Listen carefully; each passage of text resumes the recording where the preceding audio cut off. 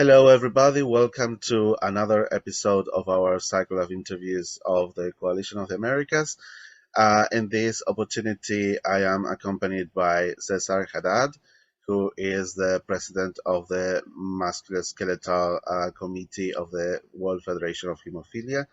And he will be talking a little bit about himself and also about the upcoming summit of comprehensive care and MSK in Buenos Aires. Cesar, welcome. Thank you so much for joining us. Okay, so let's start by getting to know a little bit about you. So could you tell us a little bit about yourself? Yes, sure. Thank you at the first for inviting me to be with you and sharing this information. As you said, my name is Cesar Haddad. Basically, I am a physiotherapist working with hemophilia care from Beirut, Lebanon. And I started working in hemophilia since 2009, so it's like 14 years ago. And through my work, even if I was a physiotherapist, I tried to find more possibilities to expand because hemophilia and bleeding disorder patients, it's a rare disease. So, and I got attached to this cause. So I tried to be even more involved in helping hemophilia and bleeding disorder patients to become to better manage their disease in terms of either physiotherapy or different comprehensive approach for them. And then I got elected. I did also many training in the region, in the Middle East region. And also I got elected in 2019 in Madrid during the last Musculoskeletal Congress as a junior vice president. And then as this role evolved, now I am the president of the Musculoskeletal Committee with the World Federation of Hemophilia. Great. It's wonderful because you're not related to hemophilia in yourself, but still you wanted to work with people with hemophilia. This is fantastic. Thank you so much for that. Thank you. Yes, I tried. Sorry, I tried, as you Yeah. said, because whenever I start working in bleeding disorder, I didn't know a lot. We take it in theory, but we don't have it in practice. We don't know a lot about this disease. But when I started working, I found that there is many gaps that I am able to fill. I found myself because it's a disorder that started with people and continue with their lives. So I felt it's not like a regular physiotherapy where you do some kind of sessions and that's it. It's we became like a family. We became like friends more than only patient and treater connection. Great. That's wonderful. And commitment and vocation, I guess. Cesar, could you tell us a little bit about the committee, what it dedicates itself to, and what it consists about? Yes, as the name says, World Federation of Hemophilia has many different committees, and one of them is the Musculoskeletal Committee. The Musculoskeletal Committee has a major role is to trying to set goals for the level to improve the musculoskeletal level globally around the world. Try to help in alleviating the level of education or increasing the level of education about the musculoskeletal field, about the new technologies in the musculoskeletal fields. And especially during congresses, because there is a lot of, dedicated congresses for the musculoskeletal. Every 2 years, there is a musculoskeletal congress, which is dedicated to through the World Federation of Hemophilia.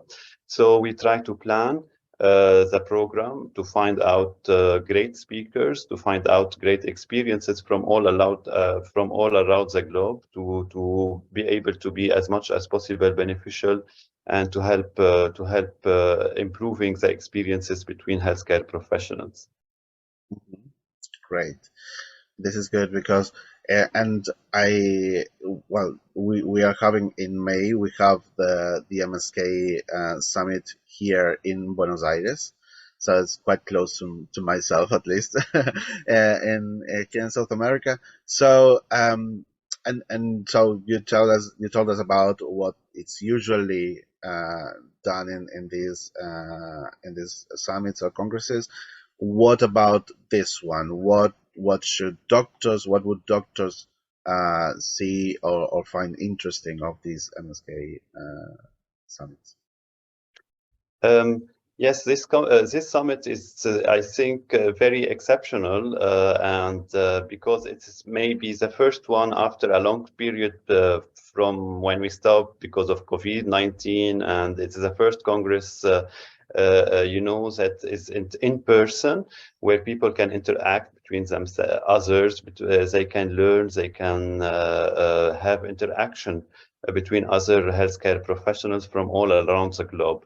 So the Comprehensive Care Summit, the idea behind having three different tracks was to help not only for musculoskeletal, but also because of the location at the area of Latin America. It's a very far place, so, and it's not every time we can have the opportunity to have such congresses. So the idea was to combine three different tracks.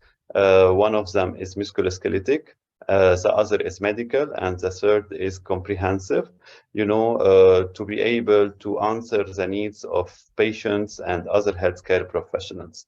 So doctors, or if you want to say healthcare professionals, what can they find in this the comprehensive care, Yeah. this summit as a general? So in the Mhm. medical field, in the medical track, they may find new technologies in treatment. As you know, we hear a lot of new treatment, new therapeutic availabilities options. It depends where you come from. If you come from a developing or a developed world, many treatment options are available nowadays. So it is very interesting for doctors to discover new studies, new experiences that are going through in this field. For the musculoskeletal track, they may find orthopedic surgeons, orthopedic procedures, and physiotherapeutic procedures, and physiatrists, of course. It's a very good opportunity for them to discover how they can deal with hemophilia. I always say, even though we attend a lot of sessions and meetings, but every time we have something new to learn, even if if this something is very small, but we go to congresses with some questions and we go back home with many questions, with many more questions, because Yeah. when you see somebody and you ask them about how can I treat, for example, this elbow or this knee, and they give you ideas, and these ideas become, more, you need to discover more about what this person or this expert have given you. So it's a great opportunity to meet with the different people with different backgrounds. And also, we have the third track, which is comprehensive, the multidisciplinary track, which Mhm. is also very beneficial, where you can learn not only on the medical part, you can learn from how a patient with hemophilia live in social, and also different kind of perspective, how they should deal on a psychological level, on a social level, on, for example, different kind of bleeding, also who can affect women with bleeding disorder. So these all combined are very exciting, and we can learn from these three different tracks. That's great. And I was having a look at the agenda for the summit, and as you mentioned, there's a lot of things for different tastes, let's say. And I had this impression that also the person with bleeding disorders or the organizations, uh, they will also find the topics interesting because I don't, maybe some things are maybe a bit too technical, but there's those are probably the most medical aspects, but then the more multidisciplinary aspects and comprehensive care are probably more accessible, and they can go and learn also and share experiences as well. Sure. Sure. It's also patient-centered focused, not only for healthcare professional or medical professional. It's also for patient, for families, and for NMOs or regional representatives, because whenever you attend such meeting, you come back home and you can share with your patient groups these experiences. You can share that there is. Oh, for example, for us, whenever we didn't know about the availability of sinupectomy, or whenever we came back home, we tried to advocate for such tool, or for different kind of new therapies. So whenever you attend, even if you are a patient having bleeding disorder, a family member for a patient with bleeding disorder, if you are a patient organization, such meetings are very, very important because you get the opportunity to meet with professionals, to get the opportunity to learn from not only professional, to learn from the experiences of other patient organization.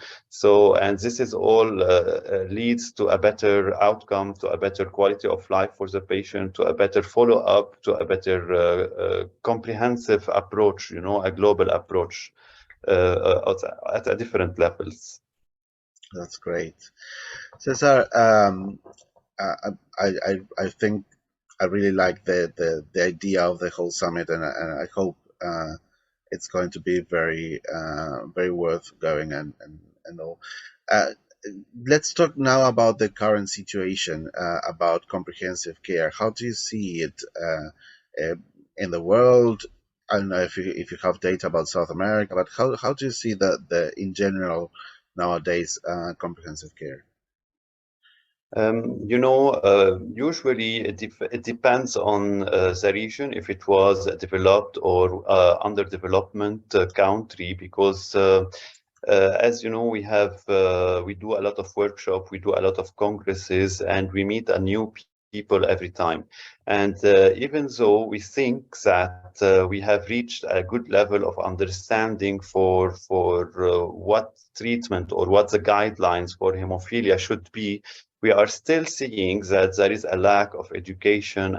We are still seeing that there is a lot of people who doesn't know how to properly deal with hemophilia, with bleeding disorder. They think that treatment is only we give factor and we bring the patient back home, which is very, very wrong, or this is not a good idea to think. So we try to share that the pillar of treating a hemophilia patient or a patient with bleeding disorder is consisting of three. So the first one is, of course, the good accessibility to access to treatment, but also there is two. One is the musculoskeletal level to help preserve the health of the joints, and the third is the education. Whenever you know what to do and when to do it, it will help you, even if you don't have access to a lot of clotting factor, but you know that you need to take this clotting factor as fast as possible to prevent the damages from the collected blood in the joint or in anywhere it has been collected. So the comprehensive care, it's not only about, this is very important, it's not only about having clotting factor, but also it is about knowing what to do, when to do. It is about also the social integration, because the problem in many countries that we face, people with bleeding disorder are afraid to tell that they have this kind of bleeding disorder, because they are afraid of the look of the society towards them. They think that if I tell that I have something wrong, such as a bleeding disorder, they might look at me that I am maybe weaker, or I am not able to do any kind of activities. I am not able to participate in a job or in a game or something. So this idea needs to be changed. This is the role of a comprehensive approach, because this is the role of a social worker, a psychiatrist, to to empower these patients, to make them manage their disease properly, and to make them discover the major aim of having such, even though it is something like weakness. I don't want to say weakness. I am trying to find a better word. Yes. But even so, it was something wrong with the blood, but it doesn't define the person itself. The person Exactly. itself is defined by what they are, what they can do, what they are willing to do. So Mhm. yes, this is the difference between only treatment and the global approach. Great. Yes, I agree with that. Just to finish with, what would be your advice to the person with hemophilia who is at home and maybe doesn't have access to prophylaxis, for instance, or those who are like me, quite lazy? What would be your advice in terms of taking care of the muscles, the joints? What do you say? What would you say? Um, I cannot say, because when you started with something that I don't really like, when you said that you are lazy, I know that you are not lazy. You are trying to do a lot of effort. You are trying to. Uh, I know I'm from lazy myself. for doing sports. That's what I I know, meant. I know, and I know because we usually don't go to ask about something. For example, I know from myself, if I don't have any pain, I don't go and do some exercise to help Yeah. alleviate this pain. So it's something normal and natural. Hmm. But the reason to have such, we should, it's whenever you have a bleeding, it is you who is going through a lot of pain, and you know that if you can do something to prevent this bleed, such as this something is as small as doing a little bit of exercise and having a stronger, I don't want to say that strong muscle like bodybuilders, but strong muscles has proven that it can Hmm. reduce very dramatically the amount of bleeding inside the joints. And this is, I am talking because I have a lot of experience. I come from a country with a very, very limited resources in Hmm. clotting factor. And it has been shown that whenever people are doing exercises, they have a reduced amount of bleeding, and they have, even though they have limited, for example, range of motion or problems in their joint, but the level of pain with exercise, with a proper guidance of this exercise, have been really reduced. So the advice that I can say, uh, even though that you think it will not be helpful, or I don't want to ask because I feel that I am good, but if you if you have the tool that is able to reduce a little bit of pain for yourself, if you have the tool to move freely, to have a better quality of life, to have the ability to go to work without any pain, without any limitation, without any the possibility to take off because you are sick or something. And this tool is as easy as doing a little bit of exercise with a small time, like 10 minutes every day. It becomes your responsibility. So if you know that the key to this is a little bit of exercise, and you don't do it, it becomes something bad, I think. So Yeah, so I agree. so I yes, like it. yes, sorry. Yeah, go. I mean, I like it because you said just a little bit. So just a little bit is at least something, right? Yes, of course, of course. Any, if you walk for 10 minutes, I know I have a lot of patients. For example, their only dream is to be able to run, and running Mhm. for other people is something very simple. But because they have bleeding, because they didn't take care for their joint, for their muscle, whenever they were able to, now it becomes a dream for them. So Yeah. whenever you have the ability, I think it would be better to preserve this ability, and not to think, oh, I wish I had the ability earlier to do it. So preventing the damage to the joint with a minor exercise, with a small, with having a little bit of time to do some exercise at home, would be better than maybe regretting it after. Mm-hmm. Yeah, I agree. Great. I think that's a good wrap up for the interview. Thank you so much, Cesar, for joining us, and I hope to see you in Buenos Aires.